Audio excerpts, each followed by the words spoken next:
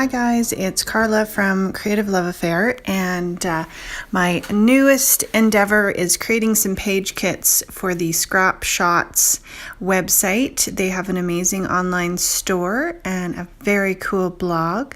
So I've created those fall layouts. I'm just going to run you through the process, and when you have the kit, you can follow along with the instructions. So we're laying the brown strip, which is cut A, onto the yellow cardstock. And you're going to measure that 3/4 of an inch below the top. Now we've cut the B cut, and the cuts are all labeled on your instructions. And we're laying that directly down below the brown strip there. Then we have a strip of gold paper that comes in your kit, and you saw that I glued that on right below. The tree paper, this is Reminisce Watercolor Fall. It's beautiful paper. And then we laid the cut C right below that gold strip. I took a manila tag, which is included in the kit. I layered on a sticker onto brown cardstock, and all the dimensions for this are in your kit and all the cuts.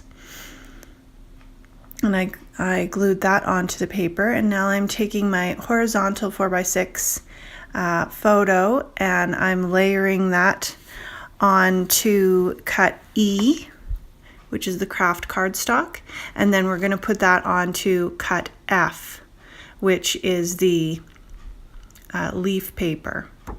I've inked my edges with Distress Oxide, and I showed you I used a couple different browns, but I think that any brown ink would work, and it doesn't have to be that specific ink. And if you like inking your edges, then you can just grab a brown ink from your stash. Now I've got the tree sticker there, which is lovely, and I've layered that on a few different layers. And then I am layering the tree sticker, which is matted, as well as the photos, and I'm putting those on the cuts I, J, and K, and I'm gluing those right onto the paper. And again, the exact measurements for where to glue them are in your instructions. I have a grid ruler you saw, and that is a quilting ruler, and it's really great for getting everything straight and measuring. So I use that a lot. Now we've got some die cut leaves that are included in the kit, and I've glued those onto the top of the tag, and I'm popping up the middle leaf just to give it a little dimension, and I inked the edges of those tags. I added the twine that's in the embellishment bag onto the tag, of course, before I glued it on. And now I'm gluing down some sequins. I really like to use glossy accents to glue them down, but you could also use pop dots. And we have some gems in the kit as well, and so I'm adding those as well. And you can look at the sketch or the photo, which is also in the kit, just to get the placement that you like. And here's a look at that page completed. I love the fall colors, and these are great for any of your fall photos that you have around. If you wanted to add some more extra journaling, you could add it in just below that tag there. Now for the next page, the orange page, I've got the orange background, and then I've laid down the middle strip, and this is cut L, and I centered that with the leaves. And then I've got M and N, which are the brown cardstock strips, and I've put those on either edge of the leaf pattern. This next cut O is the bottom part of the paper that was on the yellow layout, and I flipped it around so that the tree branch is on the right, and I'm laying that across the center of the page. You can check the exact dimensions on your instructions about where to put that. Then I'm taking a 4x6 vertical photo, and I'm laying it right onto the very left edge of that O piece of paper. And I've got a sticker here that was a little wider than I wanted, so I trimmed 1/4 of an inch off, and I'm laying that onto the right side. So it is being matted by that O cut, and then I'm gluing on my second 4x6 photo. I'm matting it onto the cut P, and then I'm matting it onto the brown cardstock, which is cut Q, and I'm adding foam dots to pop that up right in the center.